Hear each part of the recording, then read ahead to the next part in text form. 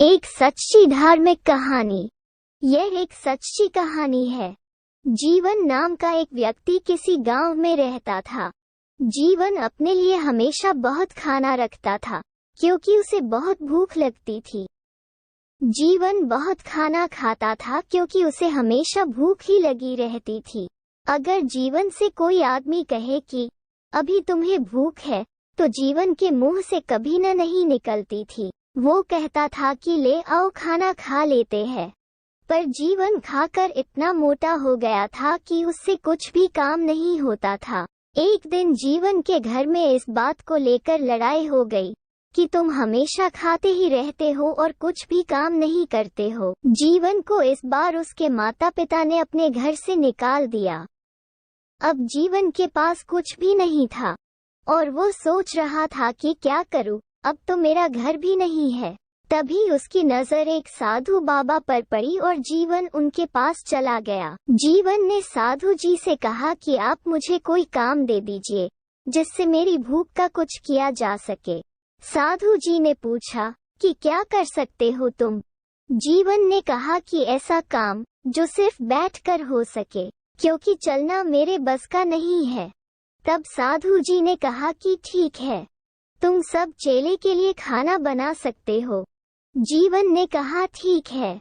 साधु जी ने कहा कि भंडारे से कुछ सामान ले लो और नदी के किनारे पर बर्तन को साफ करके खाना बना लो। जीवन अपने साथ कुछ आटा और सब्जी बनाने के लिए सामान को लेकर चला गया। साधु जी के पास सिर्फ 8 चेले थे जिनका हर रोज खाना बनता था। उसी के हिसाब से एक चेले ने सामान दे दिया और सामान को लेकर जीवन चला गया। और जब खाना बनाने लगा तो जीवन के सामने श्री राम जी आ गए और जीवन से पूछा कि क्या कर रहे हो।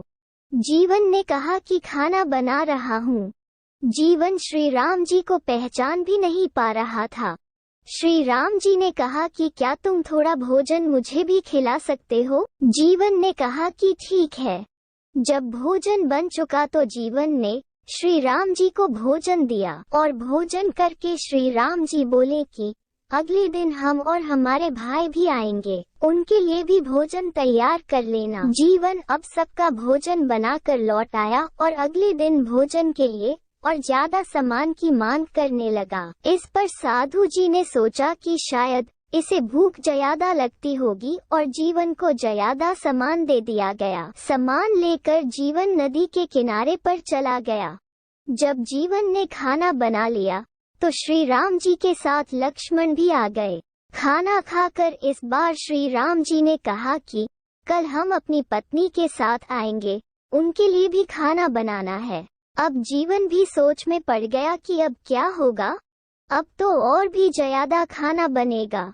अगले दिन जीवन ने खाने के लिए और ज्यादा सामान मांगा। इस पर साधु को कुछ शक हुआ, कहीं ये सामान को बेच तो नहीं रहा है, इसलिए साधु जी भी उसके पीछे चले गए। तब साधु ने देखा कि जीवन खाना बना रहा है और उसके साथ श्री राम जी और सीता जी भी है। साधु धन्य हो गया क्योंकि उसने भगवान के दर्शन कर लिए थे। साधु जी उनके पास गए और श्री राम जी के चरण धोकर उनका स्वागत किया और तब जीवन को पता चला कि यह तो भगवान श्री राम जी है। और जीवन ने उनको प्रणाम किया और अपने हाथों से खाना दिया। दोनों का जीवन धन्य हो गया था। साधु जी को भी जीवन की वजह से आज भगवान के दर्शन हो गए थे।